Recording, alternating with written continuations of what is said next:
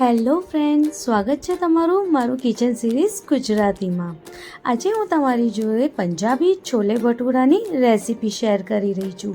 છોલે આપણે હોટલમાં કહીએ છીએ એવું સેમ સ્ટાઇલમાં આજે આપણે ઘરે કઈ રીતે છોલે બનાવી શકીએ એની રેસીપી શેર કરીશ। અને આપણે જે ભટૂરા છે એ મેં ઘઉંના લોટથી બનાવ્યા છે।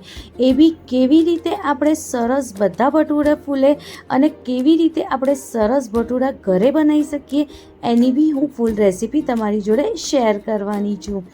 એક બી ભટૂરા નહીં ફૂલે એવું નહીં બને, બધા ભટૂરા તમારા ઇઝીલી ફૂલશે। તો ચલો જઈએ રેસીપી તરફ। સૌપ્રથમ આપણે 1 કપ જેટલા કાબુલી ચણા લેવાના છે। એને મેં અહીંયા પલાળી દીધું છે। 1 કપ મેં અહીંયા કાબુલી ચણા લીધા છે તો મેં એમાં 4 કપ જેટલું પાણી એડ કર્યું છે અને એને 7 થી 8 કલાક માટે મેં એને પલાળી દીધા છે।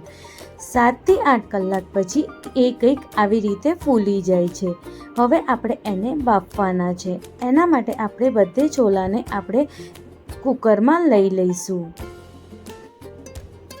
હવે આપણે આમાં થોડા મસાલા એડ કરીશું જેથી જે આપણે છોલે બાફીએ એમાં એક સરસ ફ્લેવર આવે। એના માટે આપણે એક તજપત્ત નાખવાનું છે, 3 થી 4 લવિંગ એડ કરવાની છે, 1 સ્ટાર એડ કરવાનું છે અને હવે આમાં એક નાનો કટકો જેટલો આપણે તજનો એડ કરવાનો છે, 3 આખી એલાયચી એડ કરવાની છે। હવે આમાં આપણે 1 ગ્લાસ જેટલું જ પાણી એડ કરવાનું છે અને એને બોઇલ કરવા મૂકી દેવાનું છે। 4 થી 5 સીટી થાય ત્યાં સુધી આપણે એને બાફવા દેવાનું છે। હવે આપણે એનું વઘાર કરીશું। એના માટે મેં એક પેનમાં 3 મોટા ચમચા જેટલું તેલ એડ કર્યું છે। પછી આપણને જોઈએ તો બીજું તેલ આપણે એમાં એડ કરી શકીએ છીએ। હવે અહીંયા મેં 1 લાલ મિરચી લીધી છે અને એક મોટી એલાયચી જે આવે છે એ લીધી છે। હવે આમાં મેં 2 નાના ચમચી જેટલું જીરું એડ કર્યું છે, તમે 1 મોટી ચમચી પણ એડ કરી શકો છો। હવે આમાં મેં 1/4 ચમચી જેટલું હિંગ એડ કરી છે અને હવે આપણે એને બધાને સરસ રીતે શેકાવા દઈશું। જ્યારે એ શેકાઈ જાય પછી મેં આમાં 3 કદુકસ કરેલી ડુંગળી એડ કરી છે। આપણે કદુકસ કરીને જ એડ કરવાની છે, ગ્રેવી કરીને એડ નથી કરવાની। હવે આપણે બધાને સરસ રીતે મિક્સ કરીશું અને એને સરસ રીતે થવા દઈશું। હવે આપણે એને લીડ લગાવી દઈશું, ત્યાં સુધી આપણે મસાલાઓ રેડી કરી દઈએ। એના માટે અમે અહીંયા 1 ચમચી જેટલું મીઠું, 2 ચમચી જેટલું કશ્મીરી લાલ મરચું અને 2 ચમચી જેટલું ધનિયા પાવડર લીધું છે। હવે મેં આમાં 1/4 ચમચી જેટલું હળદર એડ કરી છે। હવે આમાં 1 ચમચી જેટલું અમચૂર પાવડર એડ કરવાનું છે। જો તમારી જોડે અમચૂર પાવડર ના હોય તો એની જગ્યાએ લીંબુ બી એડ કરી શકો છો। હવે મેં આમાં 1 ચમચી જેટલું ગરમ મસાલો એડ કર્યો છે। ગરમ મસાલાની જગ્યાએ તમે ચણાનો મસાલો પણ એડ કરી શકો છો। હવે થોડું પાણી એડ કરીને બધાને સરસ રીતે આપણે મિક્સ કરી લઈશું અને એક પેસ્ટ રેડી કરી દઈશું। હવે આપણે જોઈએ કે આપણે જે કાંદા શેકવા મૂક્યા હતા એ કેવા થયા। હવે એ જ્યારે સહેજ બ્રાઉન થવા આવે ત્યાં સુધી આપણે એને સરસ રીતે થવા દેવાનું છે। હજુ એ સરસ બ્રાઉન નથી થયા, હજુ બી આપણે એને થોડીક વાર માટે શેકવા દઈશું। પણ મને આમાં થોડું તેલ ઓછું લાગે છે એટલે 1 ચમચી જેટલું તેલ ફરી આપણે આમાં એડ કરીશું। અગર તેલ સરખું નહીં હોય તો નીચે ચોંટશે એટલે મેં થોડું તેલ એડ કર્યું। જો કંઈક આટલું બ્રાઉન થાય ત્યાં સુધી આપણે કાંદાને સરસ રીતે ચડવા દેવાનું છે। હવે આપણે આમાં જે પેસ્ટ આપણે મસાલાની રેડી કરી હતી એને આપણે એડ કરીશું। થોડું એ વાટકીમાં પાણી એડ કરીને બી જે મસાલો ચોંટ્યો હોય એને આમાં લઈ લઈશું। હવે બધાને સરસ રીતે આપણે મિક્સ કરી લઈશું અને કાંદાને અને મસાલાને બરોબર આપણે શેકાવા દઈશું। હવે આપણે ફરી થોડીક વાર માટે લીડ લગાવી દઈશું અને એને 2 થી 3 મિનિટ માટે સરસ રીતે શેકાવા દઈશું। જ્યારે 2 થી 3 મિનિટ થઈ જાય પછી જો કંઈક આવી રીતે આપણો મસાલો અને કાંદા સરસ રીતે શેકાઈ ગયા છે. જ્યારે તેલ છૂટે એટલે સમજો બરોબર થઈ ગયું છે. હવે આપણે આમાં ટામેટાની પ્યોરી એડ કરવાની છે. એને બી મેં અહીંયા 3 ટામેટાં લીધા છે અને એને બી મેં કદુકસ કરીને આમાં એડ કર્યા છે. મેં એકેની ગ્રેવી નથી બનાવી, એકેને મેં ક્રશ નથી કર્યું, બધાને મેં છીણીને જ આમાં લીધું છે. હવે આને બી 2 થી 3 મિનિટ માટે આપણે સરસ રીતે શેકાવા દઈશું. ત્યાં સુધી આપણા ચણા આપણે ચેક કરી લઈએ. જો આવી રીતે આપણા ચણા સરસ રીતે બોઇલ થઈ ગયા છે. આપણે ચણામાંથી સીટી જાતે જ નીકળે ત્યાં સુધી ઠંડુ થવા દેવાનું છે, સીટી નથી કાઢવાની. હવે આપણે ફરીથી ચેક કરી લઈએ. જો કંઈક સરસ આપણું ગ્રેવી રેડી થઈ ગઈ છે. હવે આમાં જે આપણે બોઇલ કર્યા છે ચણા, એમાંથી આપણે થોડા ચણા આમાં એડ કરીશું અને એ પહેલાં આપણે આ ગ્રેવીને સરસ રીતે સ્મેશ કરવાની છે. હવે આપણે આમાં થોડાક જ ચણા પહેલાં એડ કરીશું અને એ ચણાને તોડીને આ ગ્રેવીની સાથે આપણે સરસ રીતે મિક્સ કરી દઈશું, જેથી એ સરસ રીતે ઘટ થઈ જાય અને ગ્રેવી બી એકદમ મસ્ત થાય. જો કંઈક આવી રીતે. હવે આપણે બધા ચણાને અને પાણીને આની અંદર મિક્સ કરી દઈશું. આપણે ચણામાં બહુ પાણી નથી નાખવાનું, કારણ કે આપણે એ જે પાણી બાફવામાં મૂકીએ છીએ એ જ પાણી આપણે આમાં એડ કરવાનું હોય છે. અને ભટૂરે જોડે જે છોલા મળે એ બહુ પાણીવાળા કે બહુ ગ્રેવીવાળા નથી હોતા, એ લચકા પડતા જ હોય છે. એટલે આપણે બહુ પાણી બી આમાં એડ નથી કરવાનું.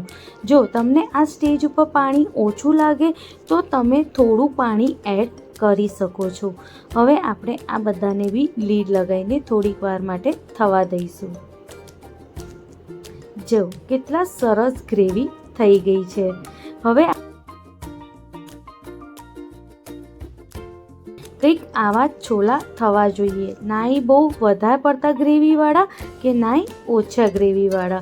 હવે આપણે આમાં કસૂરી મેથીને થોડી આવી રીતે હાથેથી મસળીને આમાં એડ કરવાની છે અને ગેસની ફ્લેમ બંધ કરી દેવાની છે.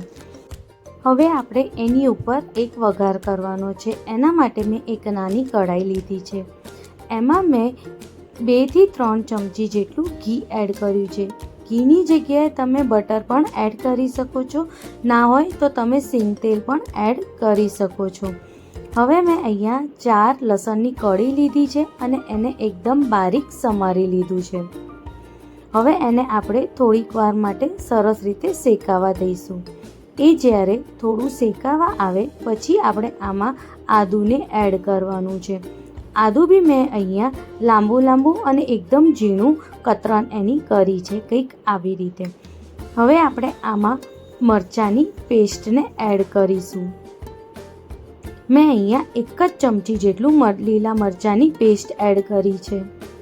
હવે બધાને આપણે સરસ રીતે શેકાવા દઈશું અને હવે આપણે આમાં લીલા જે આખા મરચાં આવે છે એને મેં આમાં કાપીને એડ કર્યા છે. મેં અહીંયા 3 લીલા મરચાંને એડ કર્યા છે. હવે જ્યારે એ બધું સરસ રીતે શેકાઈ જાય આપણે ત્યારે ગેસની ફ્લેમ બંધ કરી દઈશું. હવે આ વઘારમાં મેં 1 ચમચી જેટલું લાલ મરચાંનું પાવડર એડ કર્યું છે. હવે આ બધાને સરસ રીતે મિક્સ કરી દઈશું અને આપણે છોલાની ઉપર સરસ રીતે ચારે બાજુ આવે એવી રીતે આપણે નાખી દઈશું, કંઈક આવી રીતે. હવે એને આપણે કોથમીરથી ગાર્નિશ કરી દઈશું અને રેડી છે same to same hotel style chole. આ છોલે તમે એકવાર જરૂર ટ્રાય કરજો, તમને સેમ હોટલમાં મળે એવો જ ટેસ્ટ આવશે. હવે આપણે ભટૂરાની તૈયારી કરીશું. એના માટે મેં અહીંયા 1/4 કપ જેટલી સૂજી લીધી છે. 1/4 કપ જેટલું મેં આમાં દહીં એડ કર્યું છે. હવે આપણે આમાં 1 ચમચી જેટલું ખાંડ એડ કરવાની છે.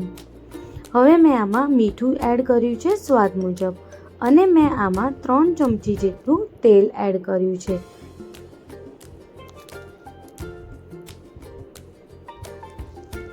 હવે મેં આમાં 1/4 ટીસ્પૂન એટલે જે સૌથી નાની ચમચી આવે એની 1/4 ચમચી જેટલું મેં ખાવાનું સોડા આમાં એડ કર્યું છે.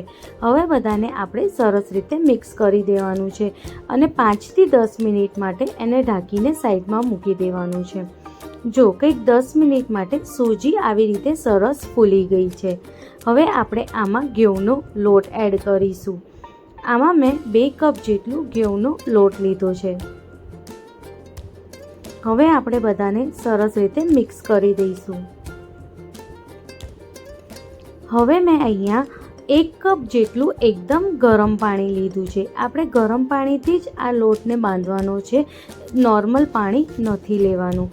હવે થોડું પાણી એડ કરીને આપણે એકદમ કાઠો એટલે જેવો પૂરીનો લોટ બાંધીએ છીએ એવો લોટ બાંધીને આપણે આને રેડી કરવાનું છે. જ્યારે લોટ આવી રીતે બંધાઈ જાય પછી આપણે આમાં અડધી ચમચી જેટલું અજવાઈન હાથ ઉપર મસળીને કંઈક આવી રીતે ચારે બાજુ એની ઉપર નાખવાનું છે અને 1 ચમચી જેટલું આપણે આમાં કસૂરી મેથી આવી રીતે હાથ ઉપર મસળીને આની ઉપર નાખવાની છે. હવે આની ઉપર આપણે અડધી ચમચી જેટલું તેલ એડ કરવાનું છે અને બધાને બહુ સરસ રીતે મસળવાનું છે. તમે કહેતા હશો કે આ મસાલા આપણે પહેલાં બી એડ કરી શકતા હતા પણ આ જેવી રીતે તમે આવી રીતે જે મેં બતાવ્યું છે એવી રીતે અગર તમે ભટૂરાનો લોટ રેડી કરશો તો ખરેખર તમારા ભટૂરામાં જે ટેસ્ટ આવશે એ બહુ જ મસ્ત આવશે. આપણે આને બરોબર મસળવાનું છે જેથી એનો જે અજવાઈનનો અને કસૂરી મેથીનો ફ્લેવર છે એ આની અંદર બહુ જ મસ્ત આવવાનો છે. હવે આ લોટને આપણે ઢાંકી દઈશું અને અડધો કલાક માટે એને સેટ થવા સાઈડમાં મૂકી દઈશું.